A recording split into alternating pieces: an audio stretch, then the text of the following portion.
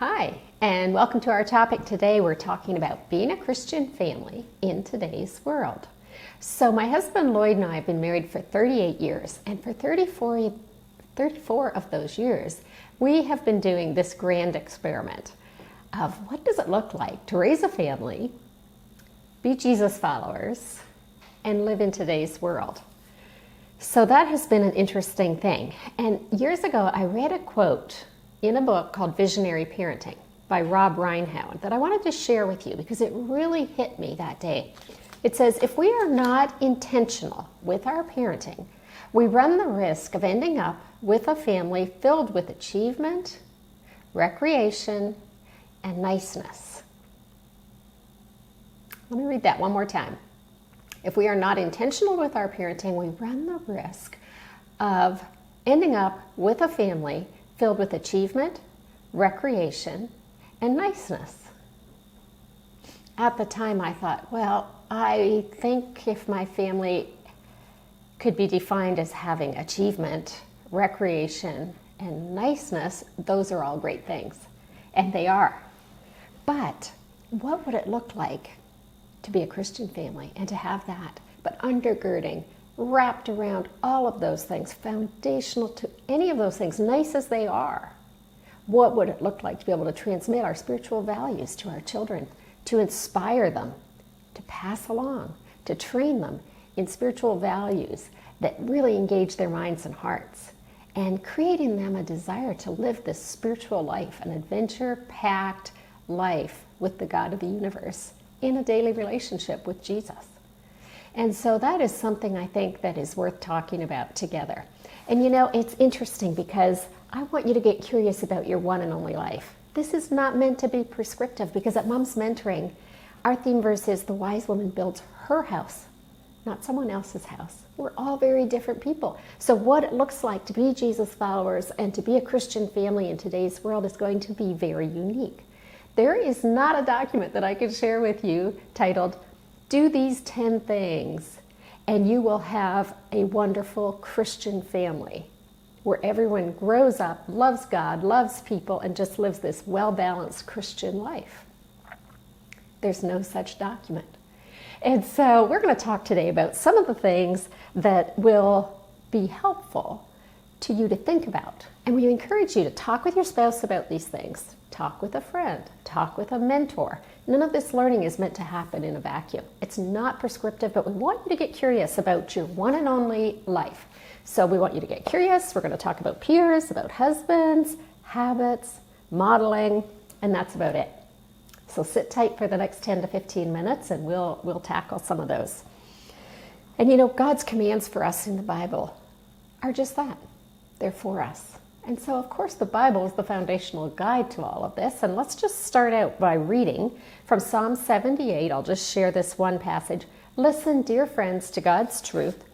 Bend your ears to what I tell you. I'm chewing on the morsel of a proverb. I'll let you in on the sweet old truth, stories we heard from our fathers. We're not keeping this to ourselves. We're passing it along to the next generation. God's fame and fortune, the marvelous things he has done. And that's the privilege that we have as parents, is to just pass along, to do the training that heads off all of that wonderfulness of who God is and what he's done to the next generation, and even the next one after that. So let's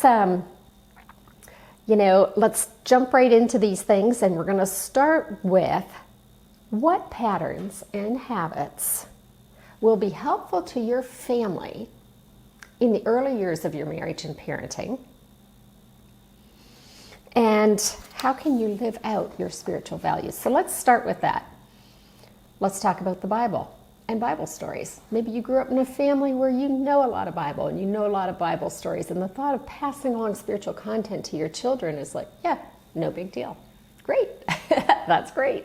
My mom didn't grow up in a Christian home, and so when she became a believer in her teens, and then married my dad, and then found herself the mother of 3 young daughters, she felt like she really wanted to give us a spiritual foundation. Did she know all the Old Testament Bible stories and New Testament Bible stories? No, but she got a great Bible story book, and as she taught us those stories, she was learning them for herself. So if this is new to you, don't be intimidated. Team up with somebody who's a little farther down the road on that journey and jump right in. Ask God for his help. You can learn at the same time that you're teaching your children. That's something that's totally doable. And then when you think about prayer, I had a gal once and she said, I didn't grow up in a family where we prayed, and my husband's family didn't really pray, and so I should probably, my girls are 3 and 5, I should probably teach them to pray, but like how? So fair question, right? So we talked about a relationship. If you and I were sitting down at the table, chit-chatting away about things, we'd be talking about stuff we wanted to celebrate. I might thank you for a gift that you gave me. I might ask for your help. I might need to apologize for something I did or said. And those are all just fundamentals that we take for granted in a conversation. So it's kind of cool to be able to teach our children that that's how it is when we talk to God. Thank you, God, we're celebrating. Look at this great view. Look at this fabulous birthday party that we're having. Look at who came to visit at our house. Whoa, way to go, God, we're celebrating. What's it look like to tell God, I'm sorry. What I did was wrong and I'm sorry. Or to say, God, I need your help today. This is going to be hard. I have to face that little bully at preschool, and I need your help today for that. And how do we have those conversations with our kids? Or let's have those conversations with our kids that encourage them to just talk to God, to talk to Jesus, just like they would talk to their mom or dad. Humility, I think, is another great habit to put in place in the early years. Be a sinner in front of your kids. Let them see you just living your normal life. Some things you get right, some things you get wrong. What do you do with the things you get wrong? Do you try to cover them up, pretend they didn't happen? Or do you just bite the humble bullet and admit to your kids when you did wrong? Let them see you asking God for help. I think that's a really powerful thing. Let them in on your walk with God, the good, the bad, the ugly, in an age-appropriate way, of course. And then normalize spiritual conversations. Spirituality in your family doesn't have to just be a Sunday thing. It can be everyday thing. And I think there's really interesting ways to go about doing that. Obviously, not every single thing has to have a spiritual connotation to it. But when you're out in the vegetable garden, just pointing out to a child, wow, God really made this flower so fascinating, and talking about it. When you pass a traffic accident on the highway, just say, whoa, let's say a quick prayer for those people and ask for God's help for them. Just in many, many ways, we can just bring in our relationship with God, a relationship with God, into our family life. Let's see. Good inputs, I think, are important. And it sounds funny to say, like, how's your nutrition? How's positivity? How's exercise? How's rest in your family? But you know what? If you're not getting good nutrition, good exercise, good rest, it's really hard without a solid foundation for living in a healthy way to implement all these other things on top of it. How do you grow a healthy marriage if those other things are missing?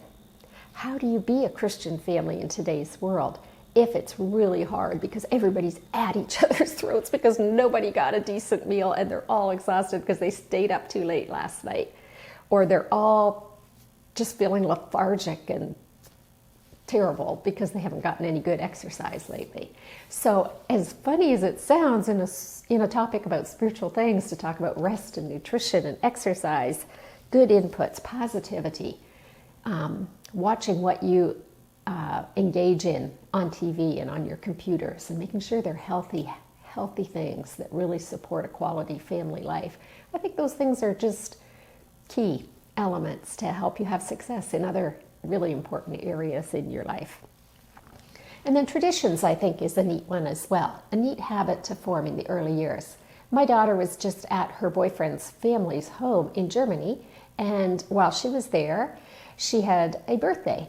And so on birthday mornings, they always read Psalm 103 at the breakfast table. That's just part of their birthday celebrations. And I just thought, wow, that's kind of an interesting, fun way the kids just know, oh, it's a birthday, here's a special plate, there's some flowers, it's a celebration, and we're going to read Psalm 103. So we don't do that in our family, but I love that idea. That was kind of fun. And you get to choose and pick in these early years, what traditions would you like to have in your family that support and undergird the spiritual values that you want to be able to pass along to your kiddos? And then comes the big topic of husbands. I don't know how many times I've heard people say, mums say, I wish my husband was more of a spiritual leader. If I had $1 for every time I heard that sentence, and it always leads to some interesting conversations. It's a whole topic for another day. However, in light of what we're talking about today, I would just say a couple of quick ideas, none of them prescriptive.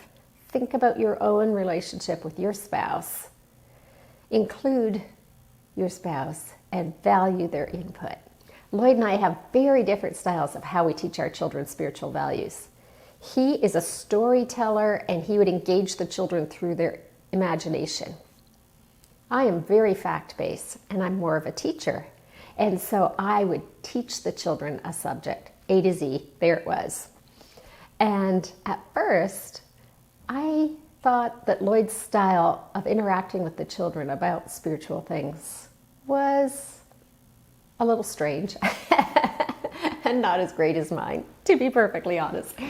And it took me a while to come to appreciate his style. And I realized over time that a little bit of criticism could really shut that guy down. And he tended to not want to engage. So be very careful about that. Make sure you include them, make sure you value their input. And their approach to spiritual training may be very different than yours. Or they may not have seen it modeled for them how to be a spiritual leader in that area. And so they may need a lot of encouragement and support. And so talk to other moms, talk to a mentor to see if you have questions for your own particular family. If you've tried some things and you find it challenging, don't just stop. Get some support, get some help, and keep the lines of communication open with your spouse too, so that they know that this is something that you really value them and their input into this topic. And I think so many dads, obviously, if you're married to a non-believer, then that's a different situation altogether. But so many dads really want to add value to their children's spiritual lives and find it a little bit mysterious figuring out how. So it's definitely a sensitive topic. How can you encourage their input? I would say good questions are really key, and try to make them open-ended, not rhetorical. And don't trap them with a question. And don't make the question pejorative. Well, you want your children to grow up to love God, right? That's not a good question. So try to avoid those. Just be open, be honest, admit where you can feel like you're not a great spiritual leader either, and just have that conversation together. We used to have family devotions in the morning, and I wanted them to be this whole formal big thing, and Lloyd said, Linda, here's the deal. If we can just keep this small, doable, repeatable, sustainable, simple, then we'll do it. We'll do it on a regular basis. If it gets too big and too complicated and too laborious, we may start out and it looks great and it might last for a week if we're lucky, but it's not gonna last. And so we would just, while the kids were munching down their cereal, Lloyd would read a little passage from the Bible. Sometimes he would mess with their minds. He would say, Paul got on his donkey and checked his BlackBerry and a BlackBerry, checked his iPhone. Back when our kids were little, BlackBerries were a thing. And so he'd say he checked his BlackBerry and rode on his donkey to Jerusalem. And the kids would say, Dad, Paul didn't have a BlackBerry.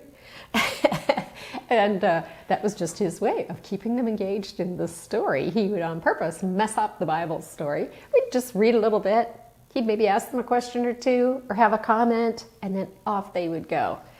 We'd say a prayer in the morning, thanking God for the food, asking his blessing on the day, and if there was something major that we wanted to include in the prayer, praying for somebody that we knew was in a crisis, a family member, a friend, we would tack that on and out the door and on the bus, and off they'd go.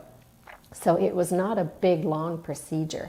But when you do that regularly, we tried to do it every morning. We didn't succeed with every morning, but we did it often enough that it was a family habit and a pattern. And it was a way to both train the children in spiritual values and just to pass on the importance of the Bible. It was like, get down the book, get down the book. Morning after morning after morning. We cracked the Bible. We saw a little bit of what it had to say. We asked God to help us apply it to our lives for the day, and boom, we were gone. So figure out for your own particular family, for the age span difference of the kids you have. Some people, their kids are like 2, 4, 6, and they're this nice little tight-knit pack, and other people have kids that are 2 and 7 and 11 and 15, and then it takes more creativity and thought to figure out how do we have times together as a family around spiritual topics that are going to be a benefit for everybody. There are ways to do that. So be creative, get curious, read stuff, Google stuff, talk to other people, and figure that out because it's worth doing. What else? Family identity phrases. We are the Smiths. We what? We forgive. We are generous. We are kind to other people. You can make it as specific or as general as you want, but sometimes it can be really helpful to just type up something like that, and on the fridge it goes. And it's just a reminder that these are the values we want to live by. Or in our family, we do the following. And so modeling for your kids, I read this thing the other day, I thought it was really cool. It says, a child's heart is impressed through his parents' behavior. A child's view of God is formed through his parents' character. A child learns what is important through the family schedule. So just a quick look at those. His parents' behavior. Is there a tone of graciousness with each other in the home? Or is there a lot of rancor and what? And hurry up and all those kinds of things. Kids are learning spiritual values based on our behavior. Are we gracious? How do we handle conflict management? We're going to have a whole topic about that here in a few minutes. Are we kind? Do they know that mom and dad are content? Or do they see a constant grasping, a constant fear of missing out, FOMO? When we tell the kids, don't lie, do we lie? I always think about that little 4 words, don't lie, do I? And it just helps me like check myself before I wreck myself. When I'm teaching my kids, don't lie, do I? So all those behaviors that we want to pass along and have our children emulate and imitate, do we do them? So ask God for help, because more is caught than taught, and we are modeling for those little people every day. Okay, what about our character? Do we trust God? Do we trust his promises? Do our kids ever hear us talking about that? Are we honest? Are we humble? Or do they see us striving for position and place and more money and all those things that are going to influence who they are and what they think about as they grow up in their own spiritual framework? A child learns what is important through the family schedule. Do they see on our calendars where we are loving and serving God and others? Or is it all about us? Are we the center of our own universe? And then I would just encourage you to think through what are the important decisions in your family at this season of your life, and try to make some of the important decisions once. Are you going to be a family that goes to church? Decide. If you think church is a great spiritual value for your family, decide it once and then do it. Don't decide every Sunday, do we want to go to church today? Is this going to work for us today? That will complicate your life. Go for simplicity. Make the important decisions once. For us, we really decided church on Sunday was important, and we were going to say yes to club sports when the kids were little and no to travel teams. Travel teams meant they were gone on weekends, gone on Sundays. Family split up, running all different directions, and we just decided between church and family day, especially as the kids got older and they had their own social lives going, and then eventually work lives and school activities, Sunday was church day and family day. And so we said yes to some things and we said no to others, and it gave us tracks to run on. So anyways, that's just my thoughts on being a Christian family in today's world. God is for you. He loves to bless families, and he promises to provide wisdom if we'll only ask. So ask. And keep up the good work. It is good work, and it's work, and sometimes it's hard. So get the support you need and talk to other people about it, and know that I'm praying for you as you figure out what does it look like to be a Christian family in today's world.